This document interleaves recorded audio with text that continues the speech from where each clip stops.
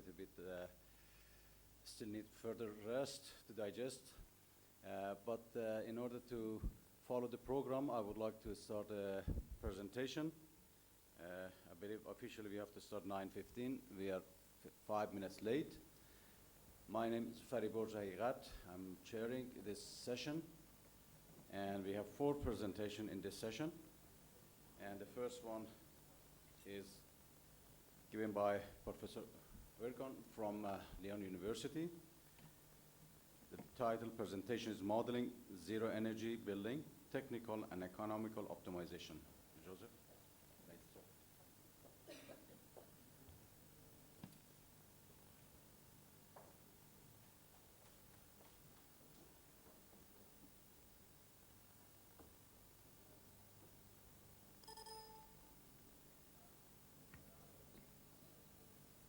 Good morning, ladies and gentlemen, and we'll present here a paper that has been made in collaboration between University of Lyon and Politecnico di Torino, and with also University of Torino.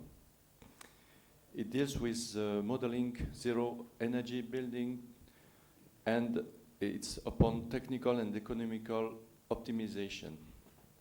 This work has been made in the framework of a Coopera project sustained by the Rhône-Alpes region. And it was Maria Ferrara of Politecnico di Torino that made her job of master student for this modeling and also application of different tools. The purpose was to see for individual houses first the modeling of this zero energy building and its validation with experimental data made on this buildings that has been also monitored.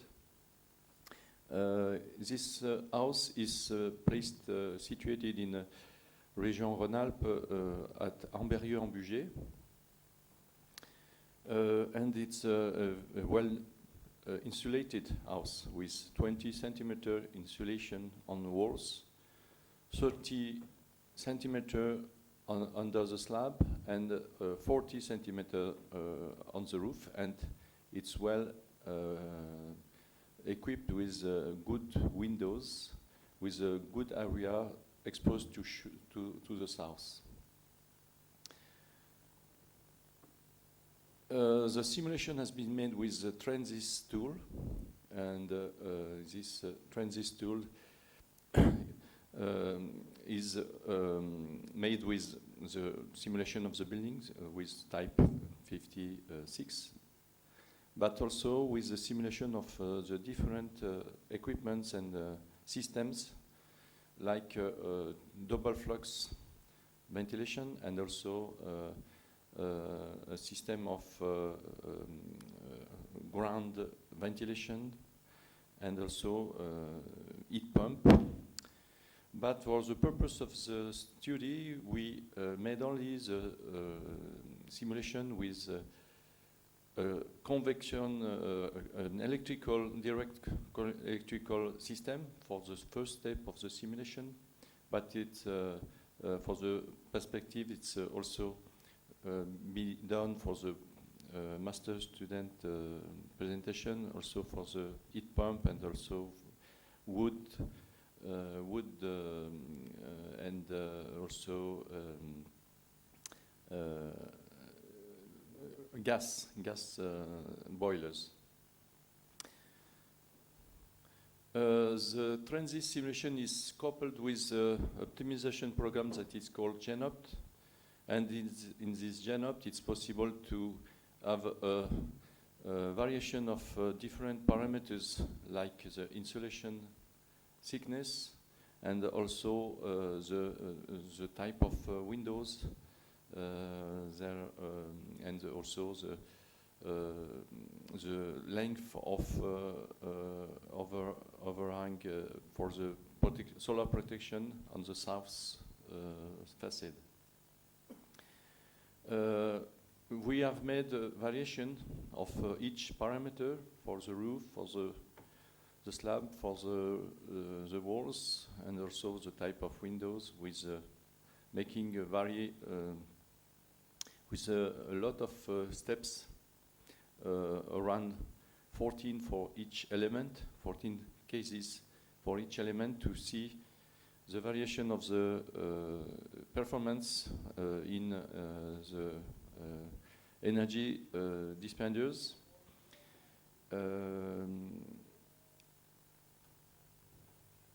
And it was also calculated the unit cost of each element with functions that has been constituted with the prices of, for example, the APIRAC in France. We have some prices of different elements, with also the price of the installation. And it was made a correlation with the exponential function for the thickness of the insulation, and for the windows it was a linear variation of the price with the area of the window. It was also taken into account the lifespan of the system, the HVAC system. For example, for a heat pump, it will be taken 15 years. For electrical radiators, 15 years also. Boiler gas, 20 years.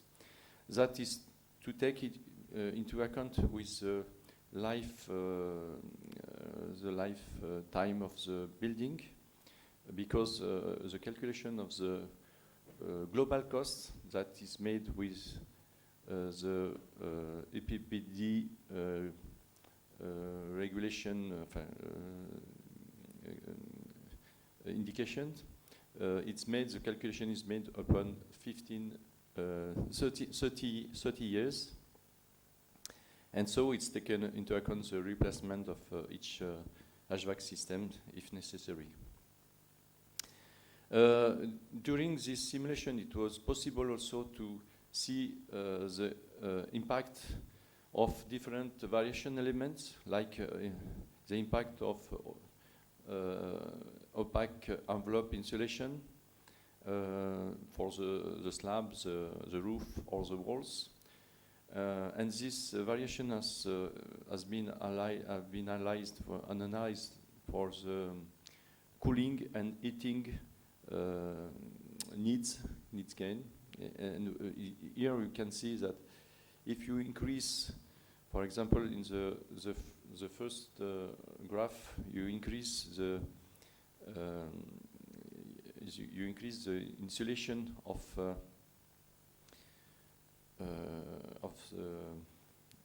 the first one. I think it's the walls.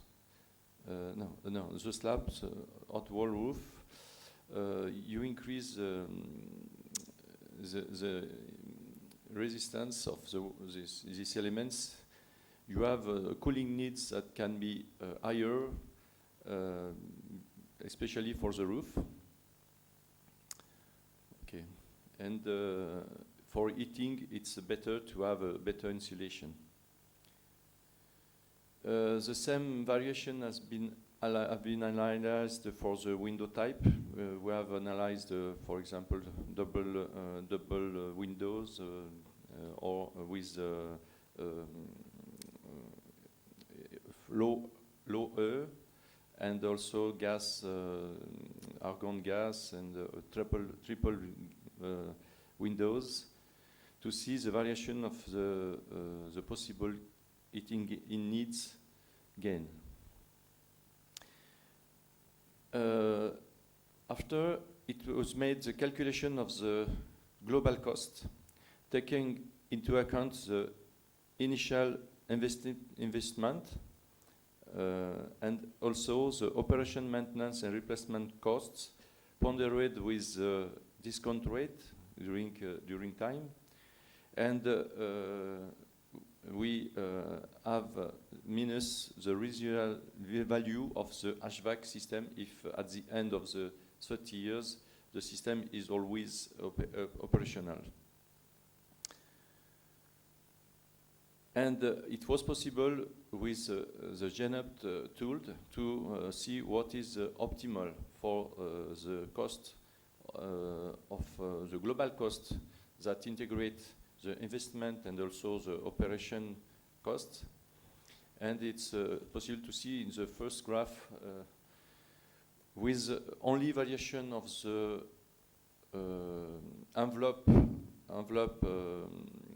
insulation that you can reach an optimal cost for a high level of insulation, because here we have made the calculation for the electrical, direct electrical heating that is a high cost of energy, and so it's important to have a good insulation. And we can see the different points like B, that is maximal investment cost, that corresponds also to the better insulation, and the point C, that is the minimum investment cost, that corresponds to the lower insulation value. And the second graph, you can see that it's possible to have a lower cost, the global cost, because you have about 30 euros per square meter. When you make a variation also of the windows type, for example, and you see that also you find the optimal for the good insulation envelope, and also improving the system of windows. Okay. As conclusion and further developments, it was possible to see that with this method there are high potentialities, and it's possible to use it as for new construction as for building energy retrofit. And now we are working on the implementation of this model and combine and compare different results with 3 systems of envelope, because the house studied was with blocks and insulation, internal insulation. Now we have to also to see for external insulation, and also with wood structure.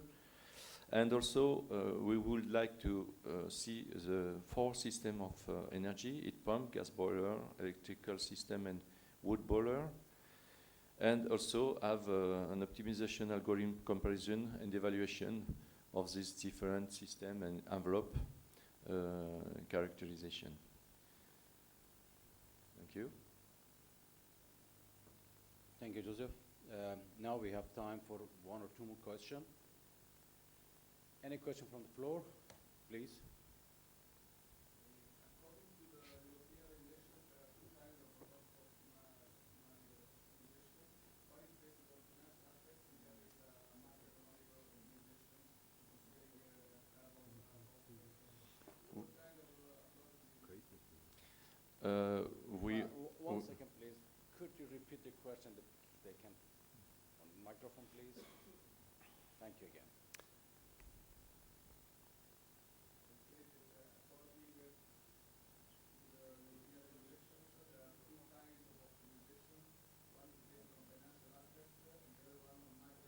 I'm sorry, Joseph, believe there is technical problem. Yes, we have only seen the aspect of economical and not the aspect of carbon. But it's possible with this simulation to have some calculation in the transist environment. It's very easy to have a function with each consumption, and even for the different envelope elements, you can also take into account the value for the energy embedded value, but we have not made in this study. Any further question, please?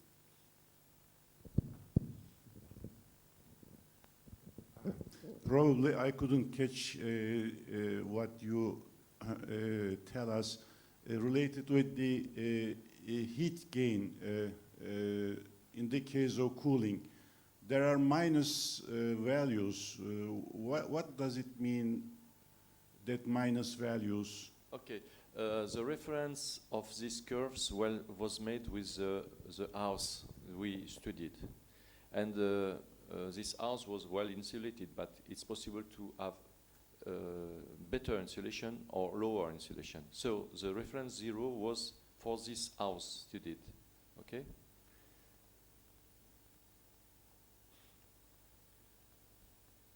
Joseph, thank you very much. Again.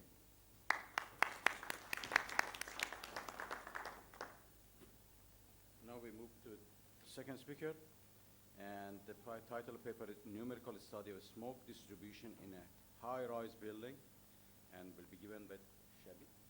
Thank you.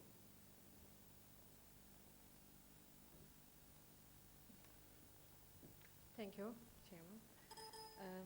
I am Feyza Çebi from Piritem Ayşe R&D Department. I will present my thesis study, which I work with Erhan Böke from Istanbul Technical University.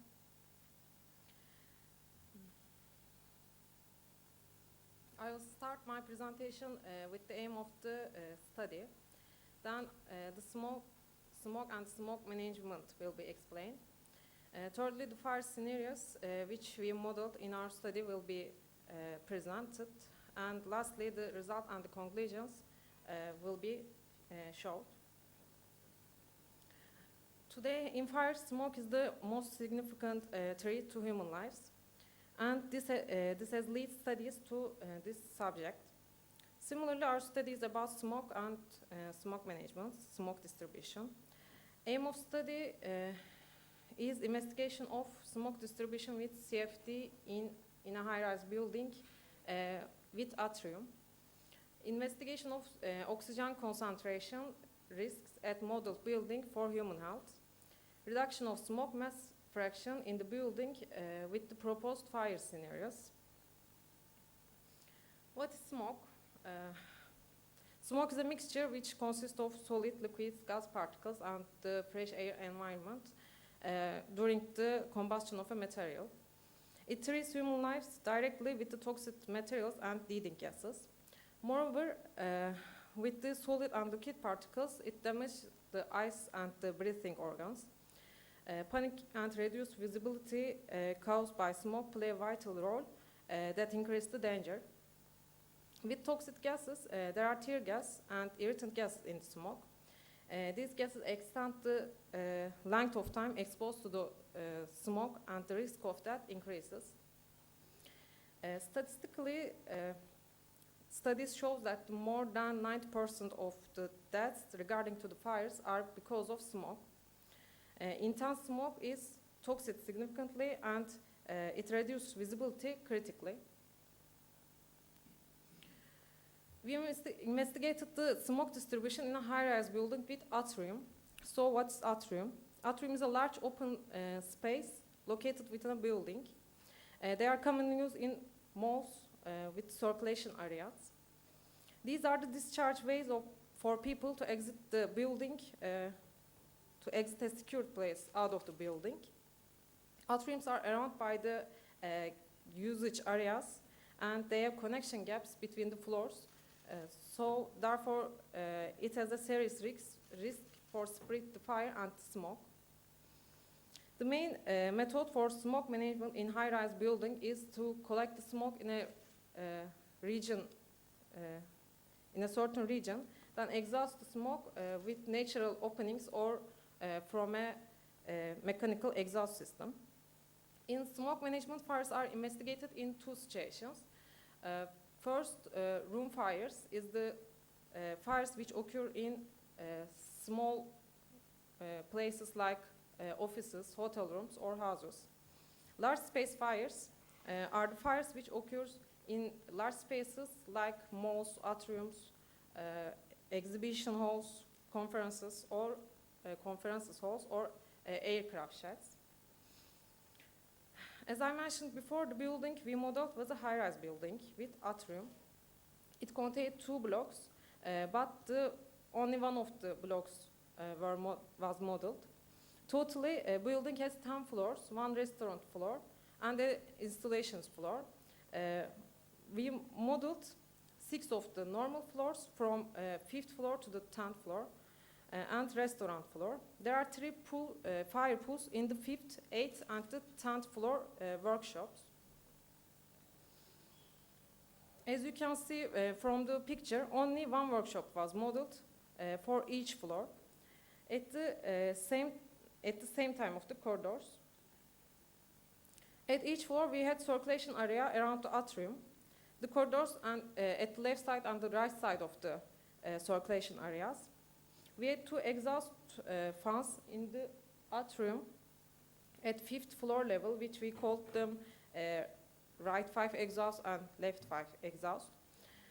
Also, we had 2 jet fans at installation floor, which we called front exhaust and back exhaust. On the other hand, we had fresh air vents near the atrium and suction and exhaust vents at the workshops.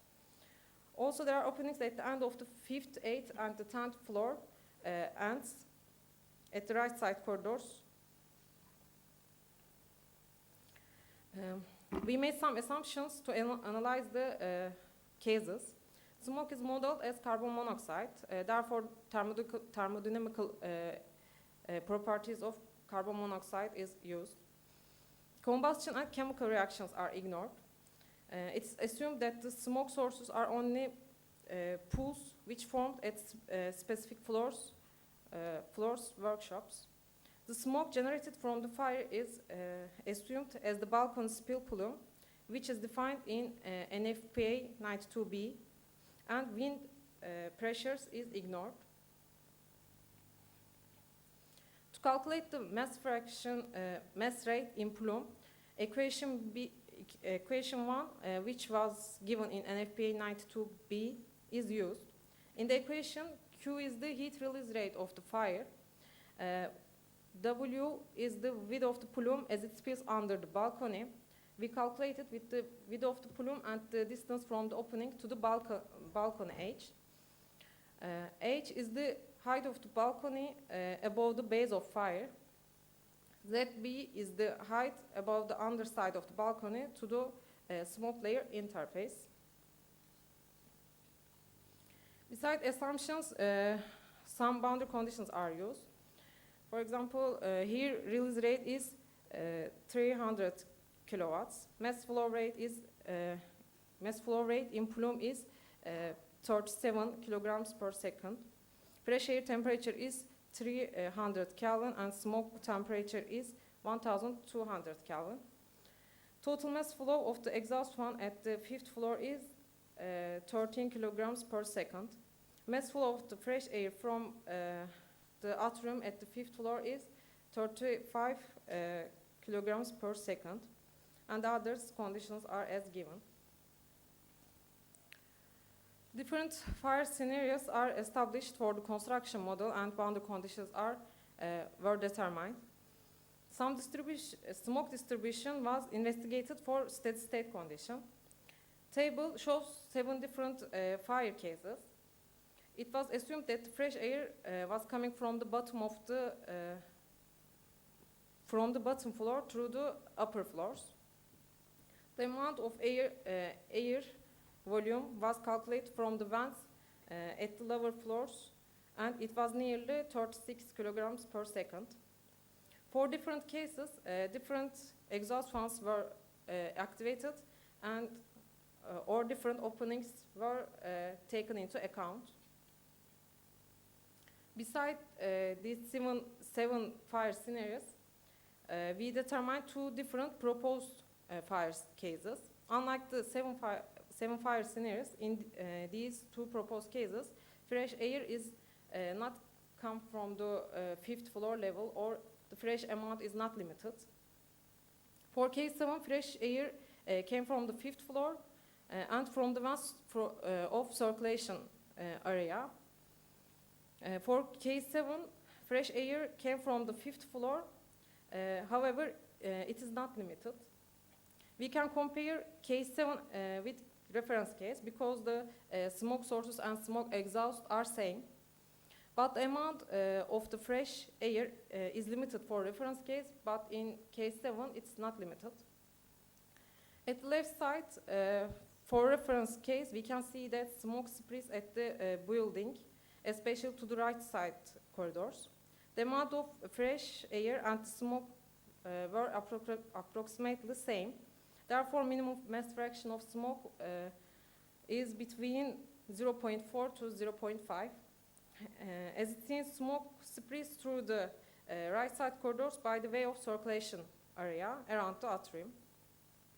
At the right side, for case 7, we can see that the left side corridors above the 5th floor and the 5th floor right side corridor is not affected from the fire, from the smoke. The amount of fresh air that come from the 5th floor level atrium is higher than the smoke. So when they met at the atrium, fresh air direct the smoke to the higher floors. Not limited fresh air amount leads to achieve lower mass fraction of smoke. With the graph, we can compare the mass fraction of smoke for different cases, depending on the height of the atrium. For similar fire scenarios, case 2 and case 7, smoke sources was the fire pool at the workshop of 5th floor. It was assumed that the air enters the atrium through the 5th floor and the smoke was exhausted by 2 fans at the top of the atrium and through the opening at the right side corridors of 5th, 8th and 10th floors. Unlike case 2, at case 7, the entrance of fresh air through vents at circulation area is allowed. If these two cases are compared, it can be seen that for case 7, the mass fraction of smoke is lower at the same height of the atriums. In both two cases, smoke amount increased similarly until the smoke mixed with the fresh air. After mixing in both cases, the mass fraction of smoke decreases similarly. However, after the fresh air vents at the circulation area affects the smoke, amount of mass fraction of smoke at case 7 decreases 5% more compared to case 2. In this graph, we can also see the difference of mass fraction of smoke for case 7, case 8, and reference case. Minimum mass fraction of smoke is achieved with the proposed fire scenarios. We also investigated the oxygen concentration for similar cases. For the reference case, at the entrance of the 5th floor workshop, mass fraction of smoke is 0.7 and the oxygen concentration is 6%. For case 2, there are openings at the ends of the right side corridors. At the entrance of the 6th floor workshop, the mass fraction is 0.25 and the oxygen concentration is 15. And table shows the oxygen concentrations of the cases. It's seen that the reference case oxygen concentration treats to human health. But we can say that with the proposed fire scenarios, except the floor which fire occurs, normal oxygen concentration is achieved at the entrance of the workshops. Thank you. Thank you, Vita. Now we have time for 2 questions, please. Any question from the floor? Please. One moment, please.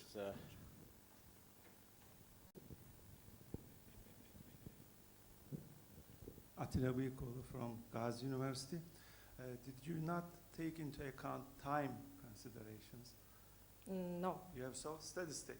Yes, that's Time normal is times. important for these cases, I think, as you compare to scenarios. The time was a critical point, I think. We assume that the fire is at steady state and We don't take account the time. And also you have considered the smoke only carbon monoxide, isn't Yes. it? Okay. And the simulations, how much time? The simulations take how much time? For CFD CFD simulations. study, 1.5 months. And how about the grid that you used? Grid structure? Approximately 4 million grids, 4 million meshes grids. we used Yes. for the modeled building. Okay. Thank you. We have time for one more question.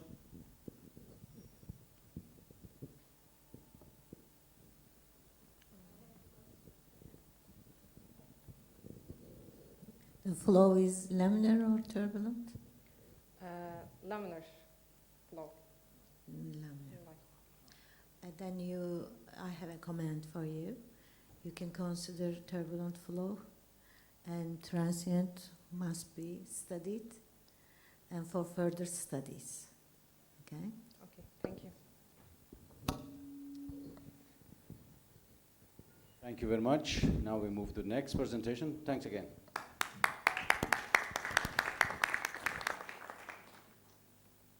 In appreciation of your presentation. Now we move to the next presentation. It's called The Influence of Thermal Bridges on Building Energy Performance, and will be given with Ms. Capozzoli, if I have pronounced it correctly, madam. In fact, I'm Alicia Gorrino. Alfonso One mistake. Capozzoli is not here. So, good morning. I'm going to present you this work about the influence of thermal bridges on the building energy performance. Few words about this subject. So the evaluation of building energy performance needs an accurate calculation of thermal losses through building envelope. So the effect of thermal bridges can be carefully considered in order to estimate their weight in the overall heat losses, and also to find appropriate technical solution. In fact, some literature works shows that the more the buildings are insulated, the more thermal bridges play a very significant role on the overall heat losses by transmission. This work aims to calculate, to find the impact of the most typical thermal bridges on the building energy performance of a typical Italian building stock. So this impact has been assessed for, as I said, the most typical Italian building types, for different envelope thermal insulation levels, for different envelope solution, that means for different positions of the insulation layer, and then for different thermal and geometrical envelope configuration affecting Psi values, such as the average envelope thermal transmittance, and also some aspect like masonry thermal conductivity or masonry thickness and floor thickness too. At first, thermal losses through thermal bridges has been evaluated through Psi values calculation method, and through a finite different calculation method according to European standard 10211. The two-dimensional coupling coefficient has been calculated, and then Psi values has been evaluated. Thermal energy need for space heating has been evaluated according to European standard 13790, and in particular with the quasi-steady state calculation method. Then, in order to perform a sensitivity analysis, a significant and representative number of cases are generated using a sampling technique. This is the process structure of the analysis. A manager Python script has been built in order to link these codes together. In particular, Agros 2D has been used as the simulation code for psi values calculation.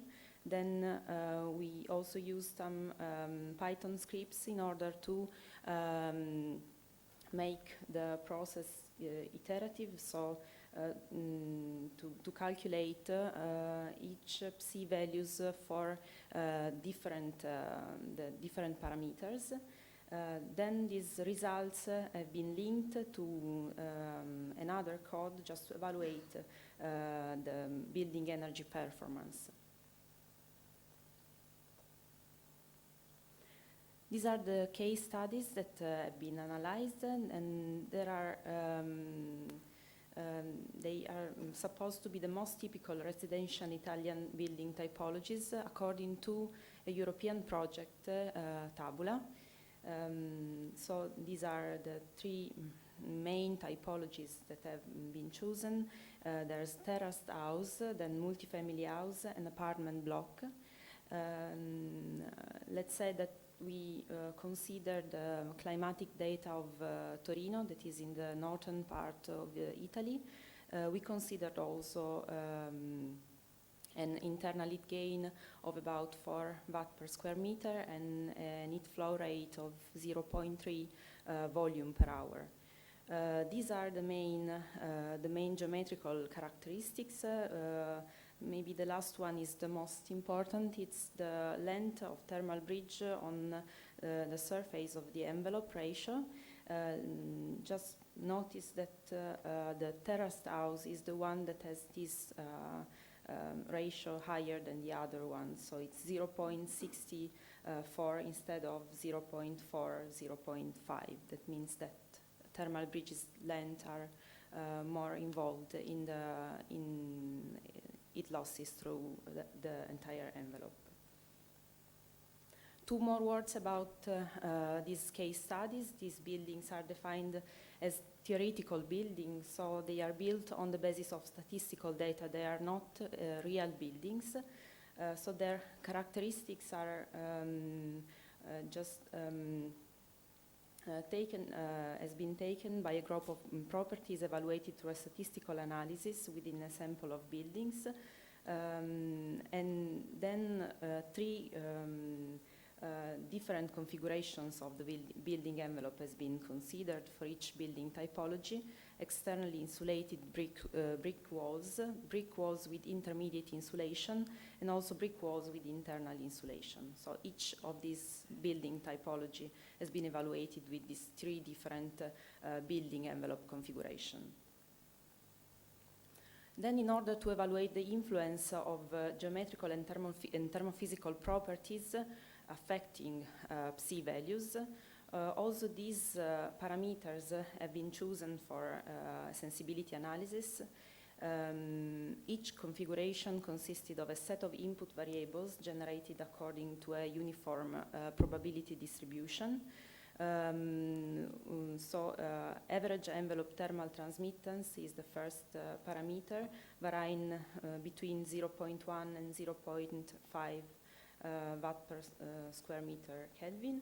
Then masonry thermal conductivity, masonry thickness of the brick wall and of the double brick walls, and floor thickness. About 2,700 simulations have been performed, more or less 900 per building type, considering 300 simulations for each insulation position. And these are the thermal bridges that have been considered for external insulation walls, intermediate and internal insulation wall. As you can see, the main typologies are balcony junction, then convex and corner and concave corners, ground floor junction, interfloor junction, pillar, roof, and window junction.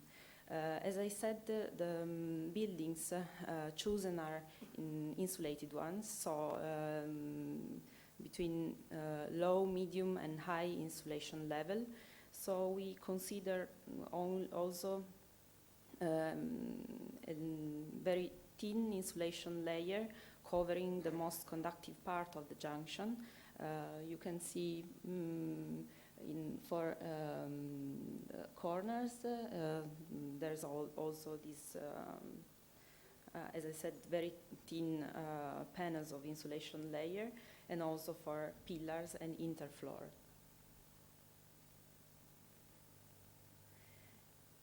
In this table is shown also the length of each thermal bridges for the three typologies. So we can see that terraced house as for terraced houses, windows plays a significant role. So it's 55 meter of length, and while for multifamily houses, maybe the most critical aspect could be interfloor, and also for apartment block. Even if also ground floor junction is still important for both of them. And these are the main results in terms of percentage share of thermal losses through thermal bridges on the overall heat transfer by transmission. We can see that obviously the more the envelope is insulated, the more thermal bridges influence is high. So we can, starting from apartment block and multifamily houses, they are very similar. The influence of thermal bridges is about 10–13%, considering a U values varying between 0.4 and 0.5, and considering an external insulation layer, while if we consider intermediate and internal insulation, the percentage is higher, so it's almost 20%, while if we consider a lower U values, this percentage is raising up to 30 for external insulation, up to 50% if we consider internal and intermediate insulation. For terraced house, the situation is quite a little bit different, because, as we said, the length of thermal bridges was higher, and we can see that this percentage influence is about 50% of the entire thermal losses. These are the main results in terms of thermal losses through a specific thermal bridge on the entire thermal losses. We can see for apartment block that the main important junction for external insulation appear to be the ground floor junction, while for intermediate and internal insulation, the main important is the interfloor junction, while for intermediate also pillar can be so important. Let's have a look at the multifamily house. Also for multifamily houses, external insulation. For external insulation, also ground floor is so important, and as for the apartment block, interfloor junction is important too, considering intermediate and internal insulation. As I said, terraced house is quite different. Ground floor is the most important, but also windows are becoming maybe one of the important aspects for external, intermediate, but also internal insulation. And it seems that also interfloor junction plays a quite significant role for intermediate and internal too. In terms of heating energy need and percentage share of heat transmission through the thermal bridges on the heating energy need for each building typology, we can see that also for apartment block and multifamily houses, this share is so high for if we consider a low U value, and raising up to 60%, and also to 70% if we consider terraced house. So it's quite important. Just concluding in this paper, some general results on the influence of thermal bridges have been considered. Considering terraced houses for low U values, the thermal bridges effect can reach 50% on the heat losses by transmission, while for apartment block and multifamily houses, this value ranges from 40 to 45%. Considering apartment block and multifamily house with the external insulation walls, thermal bridge that mostly affects thermal losses is ground floor junction, while for intermediate and internal insulation, the heat loss is concentrated on the intermediate wall junction. For terraced house, also window wall is so important in the bidimensional heat losses, but we can see that for all the configuration analyzed, the intermediate insulation solutions are characterized by a higher value of percentage share. So of course these are not the general results. In order to make more general results, few other thermal bridges have to be considered, and also other building typologies. So this work is going on that way. So thank you for your attention. Thank you.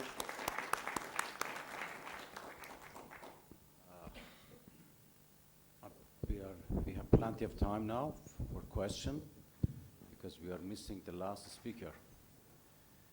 Now, any question from floor? May I ask one question? What do you recommend now? Based on the result that you have, what is the suggestion? What is the recommendation? Yeah, I think that this could be some results useful, at least for just to know which are the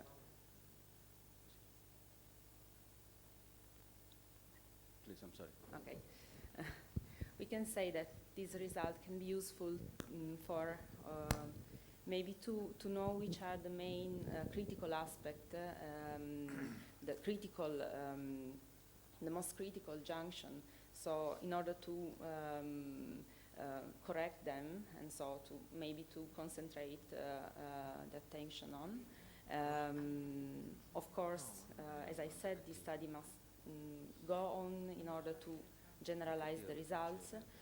So we can have, we'll have maybe the idea of what Italian building stock is like, and in order to correct, to make some refurbishment, specific refurbishment. Thank you. Please. Thanks. Livio Mazzarella from Politecnico di Milano. I have a very simple question. It's nothing that's very important at the same time. You know that according to the new rules, we should in the future evaluate the building performance using a reference building, okay? But you have just shown that you can have up 50% the impact of just of the thermal breach. And we can split thermal breach in shape thermal breach and material composition thermal breach. And using the reference building, if you don't put specific constraint on the shape thermal breach, what's the meaning of the result when we have the comparison about what just you have shown? There will be something credible, or the result could be affected by this, let's say, up to 25% if we statistically split the You mean the shape thermal? The shape thermal breach, balconies and so on. Because of course when you have reference building, you still have the same balconies, yeah, and so on. So these kind of thermal bridges are always in the building. You can't eliminate them. Surely. But the point is it correct that I'm going to fix a limit on the energy performance, and if I have a block building, say a cube, this is allowed to consume, let's say, 15. Instead, if I have a nice balcony or terrace building with a lot of shaped thermal bridge, this is allowed to consume 50 instead of 15, because this comes out from what you just shown. When I have a comparison between when I use to fix the limit, the reference building, you have such a thermal bridge also in the reference building too. Or you are thinking that we have to put constraint just on each thermal bridge. Let me be more clear. Reference building, you fix the transmittance of the wall, window, basement, so on. But up to now, I don't think you fix thermal bridge values. No, I haven't, but it could be maybe the right solution. Just to... Because this is a strong suggestion to put to... Yeah, it's true. It could be the right solution to fix a single C values for each thermal bridge. Okay, thank you. Thank you. Thank you. Is there any other question?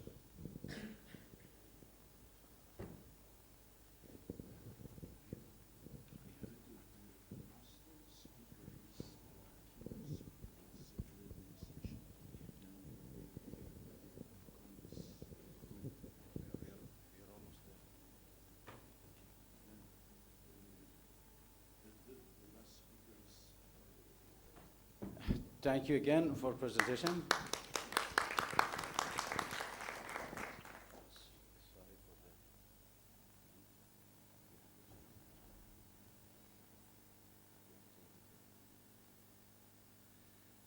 We have to wait a few minutes because the last speaker is sort of plenary session. We have 2 minutes. We can stretch our leg and wait another 2 minutes.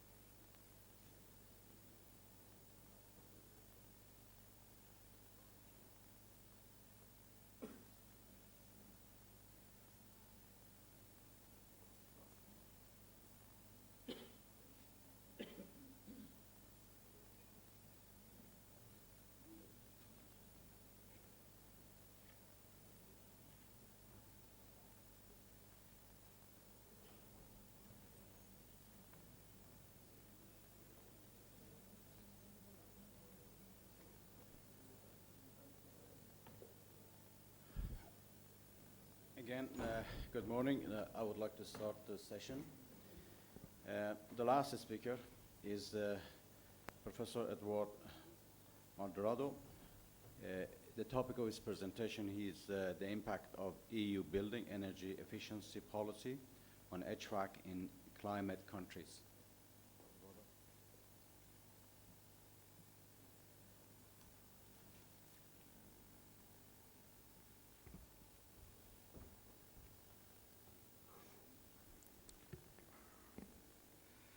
Good morning, and thank you for the kind invitation to make this presentation.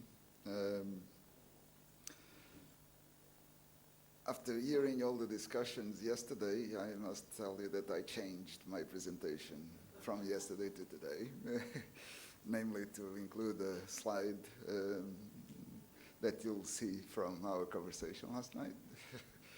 But I think it is important to update a few things that in response to what the discussions that go on in here, because this gives some sequence to our efforts. Well, I'm going to go very quickly on the background because you've all been hearing about it, and so I'm not going to really talk about this, but just want to set the stage, basically. And this was a long time ago already, the famous 20-20-20 policy, so 20% efficiency, 20% less emissions, and 20% renewables. It's a very catchy phrase that was, whoever came up with it was very, very inspired. Of course, with the promise of going further if other countries would join, namely US, Japan, etc., the big economies. Well, you know that this is not going to happen. The latest forecast accounting, I mean, the EU keeps an accounting of the savings and the efficiency. And so everything points to, at the present rate, to reaching by 2020 only 13.5%. So we are not moving fast enough, which is not a surprise. I mean, usually go with good intentions and then you slow down. And so what I'm going to also discuss is a little bit why, and probably what we need to do, well, in my opinion, what we need to do to go a little bit faster. Anyhow, the activity at the European level has been extremely high. We've seen directives, but by the way, a directive is something that the EU legislatures produce, mandating member states to implement certain legislation. But member states then are free to do it their own way. Regulations are, on the other hand, things that are mandatory. Everybody has to do it the same way all over the European Union. And of course, they have also issued some standardization calls. This has been discussed here yesterday too. Promoted some research, development, demonstration, international cooperation with China, with Japan, with US. So there have been a huge number of actions to try to promote the 20-20-20 objectives. I'm just going to focus on the EU part of it, not on the R&D, just on the legislative part, basically directives and a little bit regulations, but just the directives. And I just made a list of the directives directly targeting buildings in the last 10 years, or 12, 11 now, since 2002, the first TPPD. And you see that every 2 years, 2002, 4, 6, well, we missed 8, but then in 2009 we have 2, then 2010 we have also 2, and 2012. So right now we have a set of directives, namely the Renewables Directive, 2009, the Eco Design Directive. There were 2 of those in 2009 and 2010, one for systems, another one for energy efficiency. Then we have the recast EPBD in 2010, and the very latest, the Energy Efficiency Directive, 2012, that replaced the 2 older ones, the Energy Services Directive and Cogeneration, into one. So we have this new set of directives from 3 years, basically, 2010, 2009 to 2013. So we have this set of legislation that mandates the member states to adopt certain types of regulation.